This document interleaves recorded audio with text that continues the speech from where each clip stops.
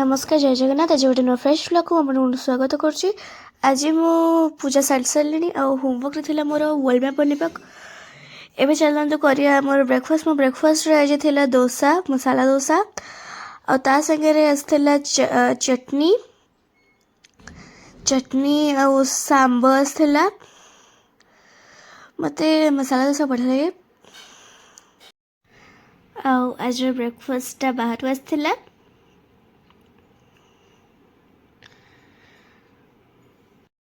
Eighty भी से चटनी type छोटा अच्छी बट मत स्पेशली से व्हाइट चटनी बहुत भल लगे। मामा को सांबर भल लगे।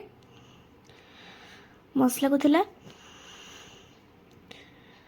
आज आम लंच थी गरम गरम भात ता संगे एठी अच्छी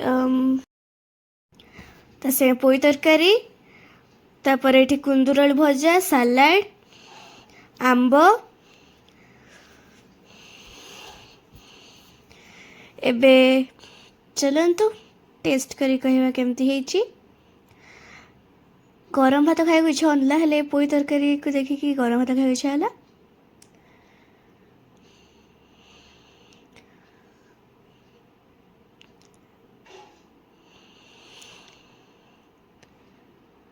आंबटा ना खट्टा अच्छी ना मीठा अच्छी टिके खट्टा मीठा टाइप दुईटा मिक्स टाइप था।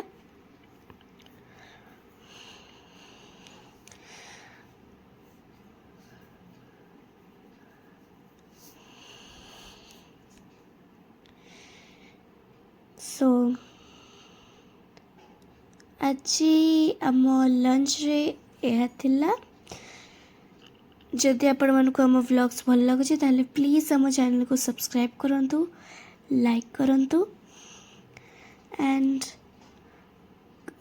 भल भल कमेंट किसी खराब देवेनी। एबे इवनिंग टाइम रे आसी आमर मैंगो जूस। मामा हाथ तेरे मैंगो जूस एटा पापांकर काजू और मैसूर पड़ता जेहेतु मु काजू खाइबी तेणु मोर खाली मैसूर पड़ला। आ मु बहुत सारा आइस पकई मौसरे मत तो बढ़िया लगुच।